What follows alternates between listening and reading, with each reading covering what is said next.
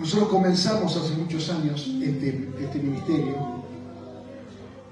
Fue en enero del año 2005. Yo salí, fui enviado, digamos, por el mes de octubre del 2004 a hacer un trabajo diferente, que era la visión, lo que siempre hubo en mi corazón. Y hablándolo con mi pastor de ese momento, pastor Claudio Freyson, que era mi pastor en ese momento, él me había hecho a mí una promesa unos 4 o 5 años, en el 2001.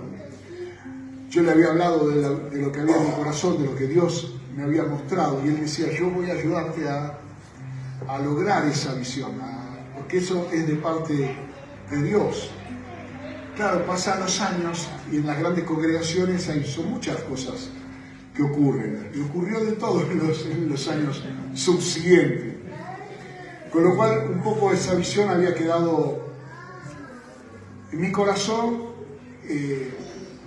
reservada, esperando de que llegue el momento de Dios.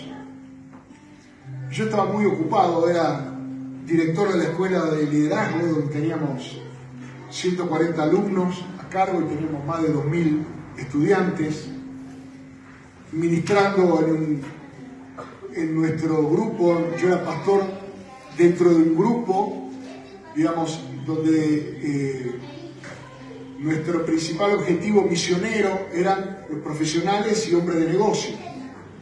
Habíamos empezado en el año 98 con un grupo muy chiquitito, 7 u 8 personas, y ya éramos más de 1.500 a 2.000 personas en el año 2004. Uno decía, la verdad que si estaba teniendo éxito, si todo estaba saliendo también, ¿para qué te moviste? Pero nos habló Dios. Y nos habló de una forma imposible de renunciar porque yo no sé si ustedes, cuántos han tenido la experiencia de escuchar la voz de Dios. Sé que Aldo ha tenido esa experiencia, no sé si alguno más la ha tenido. Sebastián, Carmen, bueno, gloria a Dios.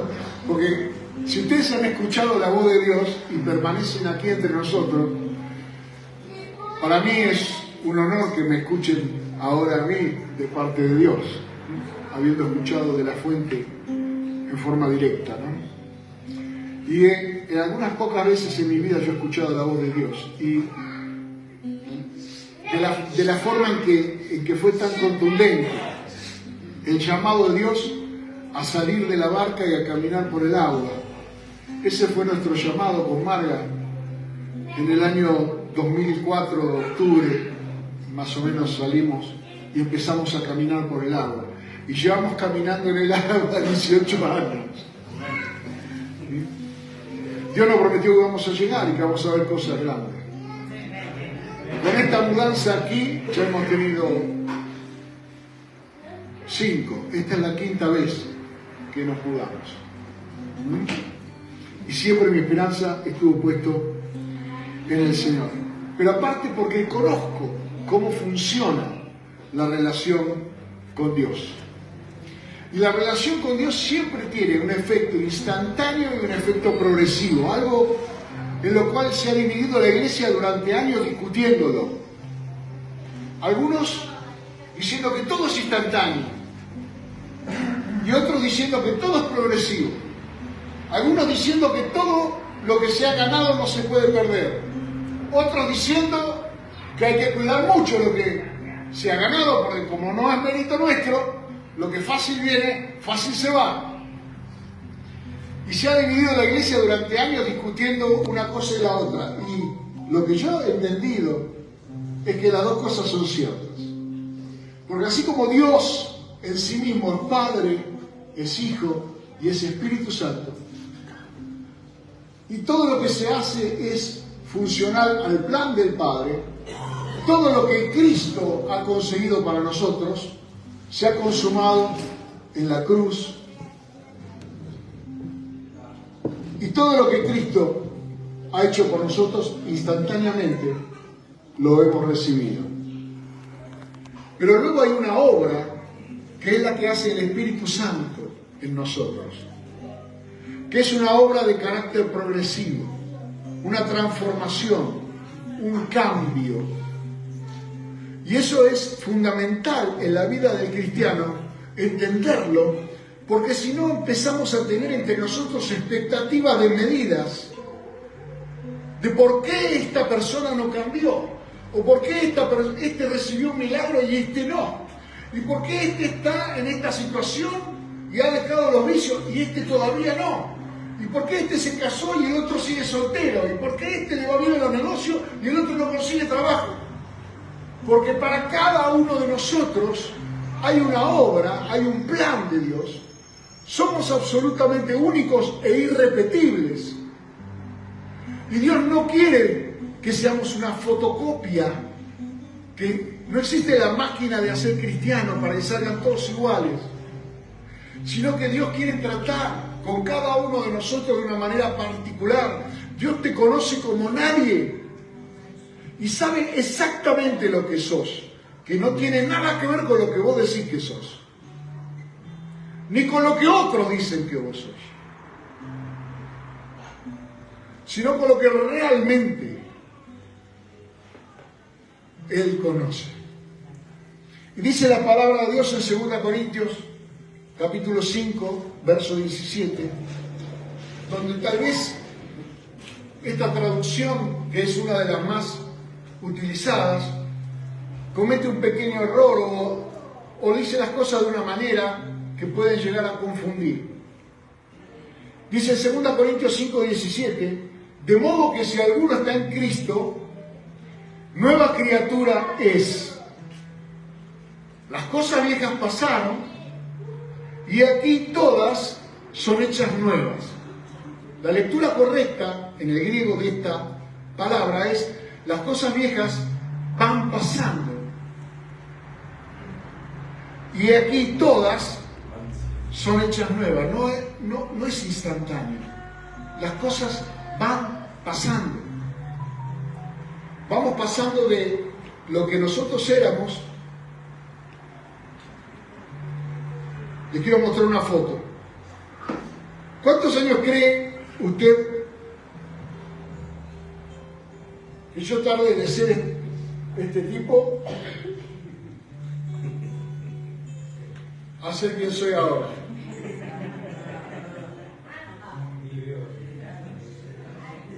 A este tipo no le cabía nada. Quería mandar en el colectivo cuando subía.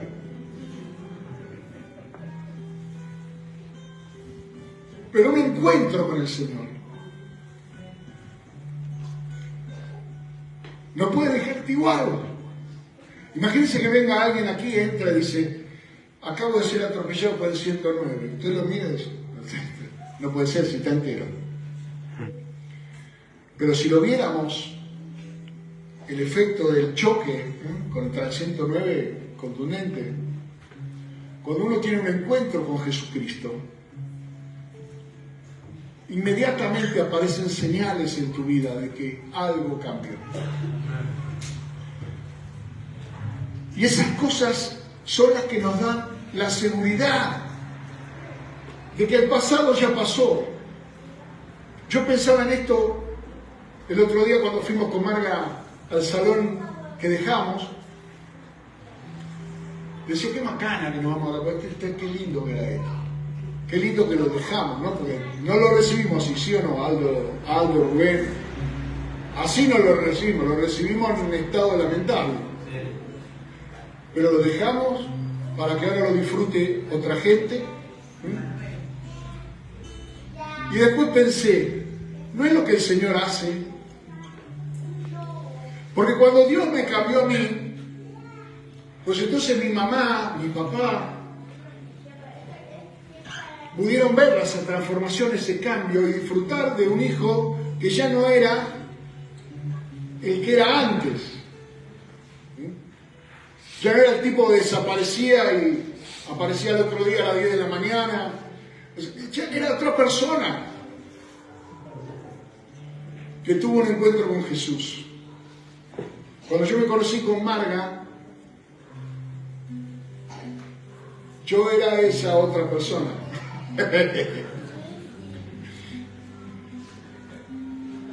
Por lo tanto, no podía tener ninguna relación duradera. Nos veíamos un par de veces y enseguida nos peleábamos mal, a la muerte. Hasta que tuve el encuentro con el Señor. Y Dios preparó todas las cosas para que nosotros pudiéramos formar una familia a lo largo de los años. Yo sé que ese tipo, que era yo,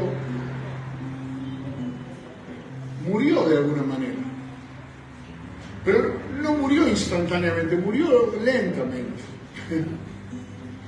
Estuve entero durante muchos años. Aún cuando era pastor ya, a los 30, yo me le plantaba a que era mi pastor de ese momento y lo volvía loco. Le cuestionaba todo. Quería hacer cosas que él me miraba como yo miro ahora a algunos, ¿no? Y me decía, bueno, vamos a orar. Está bueno lo que voy a decir, pero bueno, vamos a orar. Vamos a esperar que Dios nos habilite para hacer eso. No podemos negar la necesidad de ser transformados por el Espíritu de Dios. Cualquiera que niega eso, que está conforme consigo mismo, que se mira al espejo como Narciso Bello y se da beso solo. Qué antigüedad Narciso Bello, ¿no? Hay 2 o 3 que lo conocen, los demás no saben ni de quién estoy hablando. Narciso Bello era un personaje que llamaba por teléfono a la madre y le decía, mamá, ¿por qué me hiciste tan lindo? Exagerada.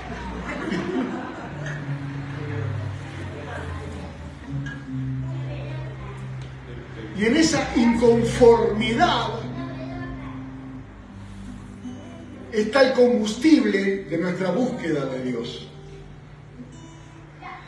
Porque todos nosotros tenemos una necesidad de ser un mejor hijo para nuestros padres, un mejor hermano para nuestros hermanos, un mejor padre para nuestros hijos, un mejor vecino para nuestros vecinos, un mejor trabajador en el trabajo.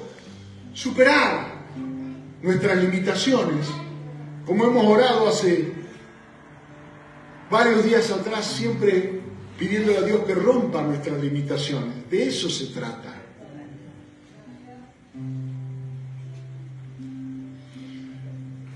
Nosotros, cuando no habíamos tenido un encuentro con el Señor todavía, pretendíamos o suponíamos engañosamente ser libres y hacer lo que a nosotros nos parecía mejor. Pero claramente la Biblia nos demuestra, las Escrituras nos demuestran, y el mensaje de Jesucristo es claro, porque nadie puede decir que ama a Jesucristo y no creerle lo que Él dijo. Hay personas diciendo que Jesucristo fue un gran maestro, o fue un loco rematado, o realmente era el Hijo de Dios, porque Él dijo que Él era el Hijo de Dios. Entonces, o lo toma o lo deja. Y Él vino a redoblar el corazón de Dios. Y dijo que había una sola forma de ser libre. Dice, si el Hijo de Dios, nos libera, voy a usar la NBI, así que si el Hijo los libera, ustedes serán verdaderamente libres, y si el Hijo no los libera, no lo serán, o serán engañosamente libres, de una manera que es la manera más fea de vivir. Porque si yo sé que estoy limitado, pero conozco mis limitaciones, bueno, tengo alguna posibilidad de progresar. Pero si yo creo que estoy perfecto, que estoy bien así como estoy, pues entonces soy el más miserable de las personas, porque me engaño a mí mismo. A los demás no lo voy a poder engañar, y a Dios menos que a nadie. Y es un proceso, como ya lo he explicado muchas veces, pero no me canso de explicar, que se trata de ser discípulo de Jesús para poder aprender de Él. Dice en Juan capítulo 8, verso 31, a los que habían creído en Él, a los creyentes. ¿Cuántos acá son creyentes? Pero ¿cuántos son discípulos? Porque no es lo mismo ser creyente que ser discípulo. Lo explicamos el otro día cuando vino Tejerina, ¿no? Ser creyente es tener la salvación. Ser discípulo es tener una asignación, es tener un propósito, es tener una razón por la cual vivir. Y Jesús le dijo a los que habían creído en Él: si vosotros permaneciereis en mi palabra, seréis verdaderamente mis discípulos y conoceréis la verdad, y la verdad los hará libres. Es un proceso que parte de permanecer en la palabra de Dios. ¿Qué significa permanecer en la palabra de Dios? Yo tengo una idea, tengo una cultura, tengo una forma de pensar que es la que viene permaneciendo en mí desde mi crianza hasta ahora. Pero cuando yo recibo la palabra de Dios, debo desalojar esa idea, ese pensamiento equivocado, para permanecer en la palabra de Dios, si realmente quiero ser un discípulo, si realmente quiero aprender. Y entonces, en ese aprendizaje, conoceré realmente la verdad, es decir, conoceré a Jesucristo, que es el camino, la verdad y la vida.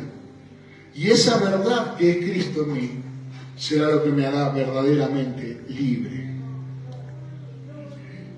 ¿Por qué necesito ser libre? Porque a mi alrededor, todo el tiempo, hay un montón de invitaciones para vivir de espaldas a Dios, haciéndome daño a mí mismo y haciendo daño a los demás. Yo no sé cuántos de ustedes han estado recientemente en un velorio. Yo estuve en el de mi mamá, pero bueno, no es el caso. Pero como pastor he ido muchas veces a los velorios, a las familias, ¿no? Y muchas veces veo que esas familias creyentes hacen un esfuerzo enorme para no llorar, para no demostrar el dolor de la ausencia, porque tienen fe.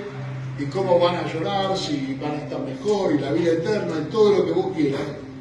Pero la Biblia dice que hay que llorar con el que llora y hay que reír con el que ríe.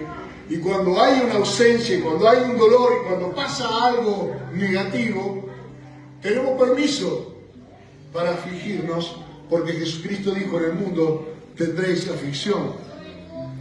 Confiad en mí, que yo he vencido al mundo. Pero eso no significa que nuestra mente va a quedar atada a ese pensamiento negativo, sino que nosotros vamos a ser renovados para que ese dolor, esa tristeza o esa situación, a veces de euforia, pero alguno de repente se pone eufórico hasta pecar. Está tan contento que se chupó 2 majonas de vino, ¿me entiendes? O sea, se pasa de rosca de la alegría. Hay personas que en las fiestas son intratables, están tan felices que le amargan la vida a los demás. A exceso de celebración. O algunos triunfadores que se burlan de los perdedores y exageran la alegría que tienen de haber triunfado en algo. Ambas cosas son igualmente negativas, las dos cosas, pero no deben dominarnos. Dice en Romanos 6:14, el pecado no tendrá dominio sobre ustedes, porque no están bajo la ley, o sea, no lo hacen para cumplir, sino por la gracia que nos ha concedido el Señor. O sea, por la gracia. ¿Cuál es la gracia del Señor? Es que no tenemos por temor que movernos, sino por amor a Él. Nuestra mente, nuestra manera de pensar, está prometido de parte de Dios que va a ser cambiada, que nuestra mente va a ser renovada, que vamos a dejar de pensar como pensábamos antes. Yo le hacía un chiste recién a los hermanos, porque yo soy un tipo pocas pulgas, todo el mundo sabe eso. Yo no tengo pelo para guardar pulgas en la cabeza. Pero no saben lo que era yo antes. Entonces me agarran ahora que me faltan 2 o 3 metros para llegar a la meta y no saben lo que fueron los 200 kilómetros que ya caminé. Cambiando cuando descubrí que Dios tenía un llamado para mí y que tenía que morir a muchísimas cosas para poder seguir adelante en ese llamado, de las cuales no me entristece ninguna, ni lamento, ni lloro ninguna. Todas las cosas que he dejado atrás eran porque eran un estorbo, eran scrap, eran un descarte que necesitaba para poder llegar a donde Dios me quería llevar. Pero el apóstol Pablo nos pide que esto sea un deseo nuestro. Cuando en la Biblia hay un mandato, hay un mandamiento, no es que ese mandamiento es una ley, sino que es una declaración de parte de Dios para alcanzar un acuerdo con nosotros acerca de lo que Él va a hacer. Porque lo va a hacer Él, no lo vamos a hacer nosotros. Pero el mandato viene hacia nosotros para que nosotros demos de alguna forma permiso. Mire, le voy a explicar algo. Dios no está donde no lo quieren. No, Dios está en todas partes. Sí, está en todas partes, pero no actúa a menos que es invitado a actuar. Porque hay una voluntad perfecta de Dios y una permisiva. ¿Dónde estaba Dios cuando ahí pasó esto, aquello y lo otro?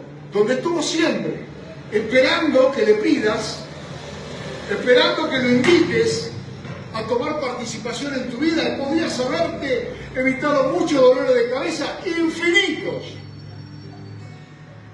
si le hubieras dado lugar a Dios. No sabés cuántas cosas te perdiste por no haberle dado lugar a Dios. Pero entonces el apóstol Pablo dice: no se conformen a este siglo, no tomen la forma de la gente que los rodea, de la moda, de la cultura, del ambiente que los rodea, sino transformaos, y usa la palabra metamorfosis, como el gusano que se transforma en mariposa, pero acá nadie se va a convertir en mariposa, ¿no?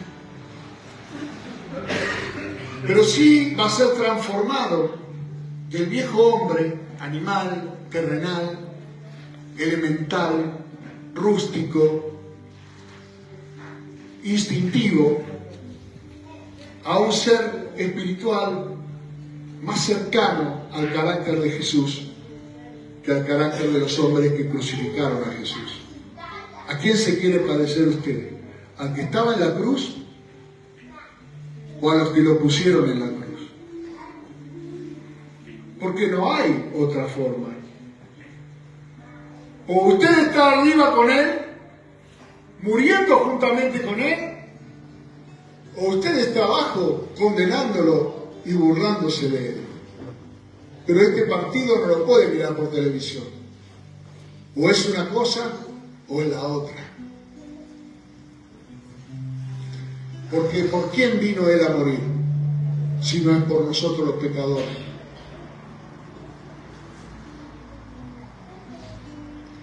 Por eso es nuestra mente la que tiene que tomar una decisión.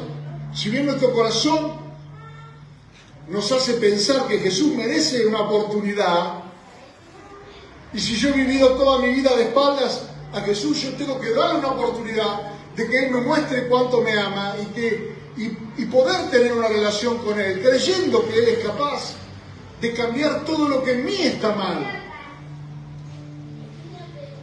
Por eso dice: transformaos por medio de la renovación de vuestro entendimiento. Y entonces dice: para que comprobéis, para que pueda comprobar la buena voluntad de Dios, agradable y perfecta. Tal vez alguno dirá: mi vida no tiene mucho de agradable y tampoco tiene mucho de perfecta. Bueno, porque no es la voluntad de Dios. Pero cuando nosotros caminamos en la voluntad de Dios, la promesa de Dios es que lo que hagamos para Él, por medio de Él, será algo agradable y será perfecto. Nuestra única esperanza de alcanzar algún grado de perfección es permitir que nuestra mente sea transformada de la vieja voluntad del hombre a la voluntad de Dios. La voluntad del hombre tiene siempre una excusa maravillosa para darle la espalda a Dios. No hay nada peor que una buena excusa para irse al infierno. Hay un pastor que yo respeto mucho, dice, nadie se va al infierno si no quiere, porque la salvación está a tu alcance. Cerca de ti está la palabra en tu boca y en tu corazón. Que si creyeres que Jesucristo es el Señor y que Dios lo levantó de entre los muertos y lo confesares con tu boca, serás salvo, porque con el corazón se cree para justicia y con la boca se confiesa para salvación. Cerca está la palabra, cerca está en la punta de tu lengua.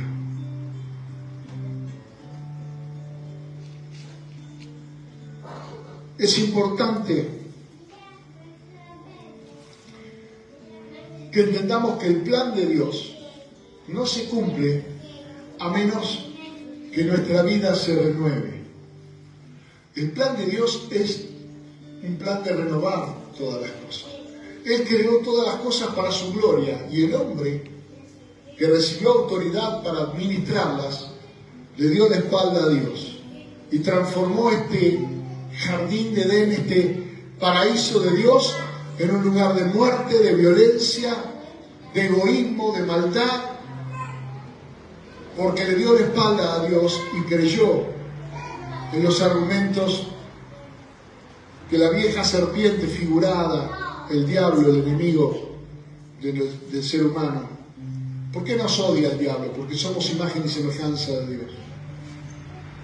Y él odia a Dios, por lo tanto todo lo que tiene su imagen y todo lo que se asemeja a Dios es objeto de su odio y objetivo de su destrucción. Pero si miramos al final de los tiempos, donde la Biblia nos habla de las cosas finales que están ahí adelante, dice en Apocalipsis 21:5, el que estaba sentado en el trono dijo, yo hago nueva todas las cosas. Yo, como una identidad, ¿me comprende? ¿Quién soy yo? Yo soy el que hace nueva todas las cosas.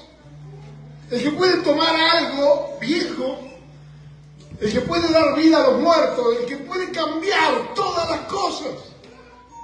Esa es su naturaleza. La naturaleza de Dios es transformar, es cambiar. También para la sociedad, ve una persona que tiene una adicción, o una persona que tiene un vicio, o una persona que tiene un pasado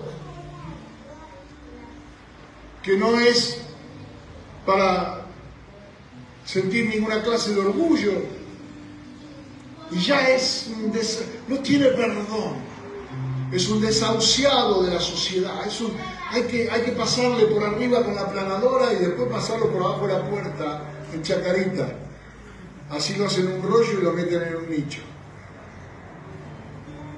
No, hermano, Él no desecha a nadie. Él vino a buscar lo que se había perdido. Y cuando estábamos nosotros perdidos, Él nos encontró. Porque el corazón de Dios es su identidad, y su identidad es yo soy el que hace nueva todas las cosas. Y lo voy a hacer con tu vida también. Ahora, como esto es un progreso, demanda un camino a recorrer. Por eso Jesucristo dijo, yo soy la verdad, yo soy el camino, la verdad y la vida. ¿Por qué es un camino? Porque el camino es un progreso. Tiene una salida, tiene una llegada, es un camino. que hay que recorrer. Y cuando Jesús se encontraba con las personas que potencialmente Él veía que podían cambiar, que podían transformar, porque Él caminaba por la calle viendo a todo el mundo. Dice en Mateo capítulo 9, en el verso 35, que Él vio las multitudes y tuvo compasión. Porque lo que vio no fue ladrones, prostitutas, estafadores, asesinos, no. Él vio ovejas sin pastor. Él los vio con otra mirada. Los vio desamparados.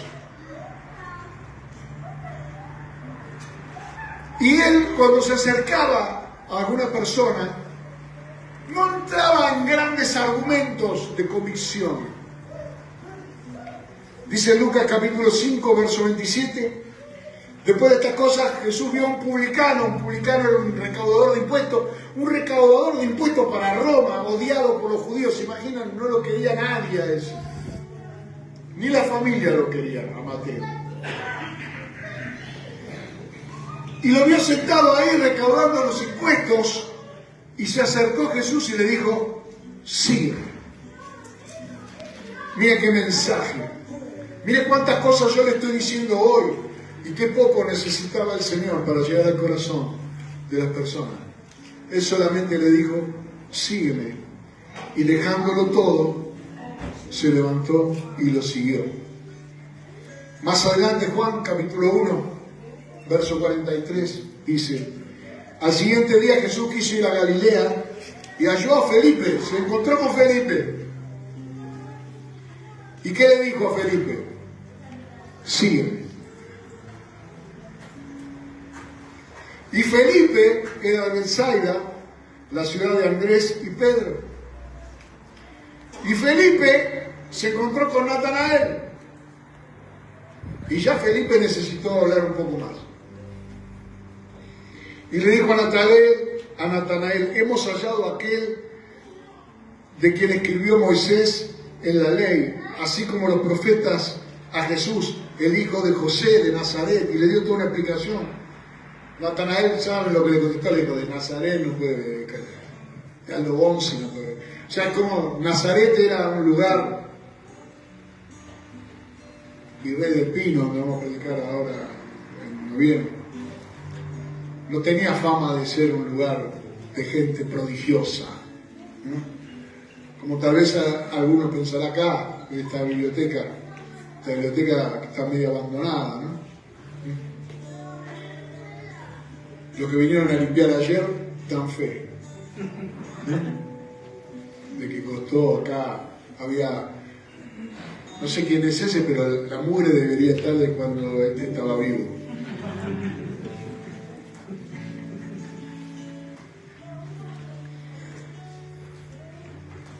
Y lo que quiero que usted entienda en esta tarde es que usted tiene que responder a una simple palabra. Hay una sola cosa que Jesús te quiere decir hoy. Yo usé muchas palabras porque no tengo esa capacidad, pero Él una sola: sígueme. Y si está dispuesto a seguir a Cristo, todo va a cambiar. Vamos a orar. No pregunto hoy quién está por primera vez, porque estamos todos por primera vez aquí. Nunca habíamos estado. Pero si hay alguien aquí en esta tarde que quiere decirle a Jesús: Señor, yo te voy a seguir. Ahí en el lugar donde usted está, no hace falta más. Simplemente, mientras oramos, te levanta la mano y dice: sí, yo voy a seguir a Jesús. Y yo voy a orar para que la fuerza necesaria para dejar atrás el pasado, las cosas viejas, y que te levantes renovado, transformado en el poder del Espíritu Santo de Dios, sea algo que vos vas a ver, pero que todos los que están a tu alrededor, todos los que te aman, van a ver. Aleluya. El cambio se llama Jesucristo. Aleluya, bendito. Padre, te damos gracias por estas manos levantadas, Señor, que están diciendo: yo te seguiré, yo te voy a seguir. Hubo un hombre que escribió una canción: he decidido seguir a Cristo, no vuelvo atrás. Lo amenazaron de muerte una y otra vez. Y él dijo: yo no vuelvo atrás. Y finalmente vinieron a matarlo, a él y a su familia. Pero él dijo: he decidido seguir a Cristo, no vuelvo atrás, no vuelvo atrás. Y hoy está con el Señor. Padre, te damos gracias. Hemos decidido seguirte a ti. El precio ya fue pagado, lo pagaste con tu sangre en la cruz. Pido que bendigas cada vida, cada persona que está aquí en esta noche, que levantó su mano, que pueda decir ahora conmigo: yo creo que Jesucristo es el Señor. Y que Dios lo levantó de entre los muertos. Y entonces es salvo por la gracia del Señor. Padre, te bendecimos en el nombre de Jesús. Llena cada vida, llena cada persona. Te adoramos, Señor. Te bendecimos, Padre. Gracias, Jesús. Vamos a adorarle al Señor.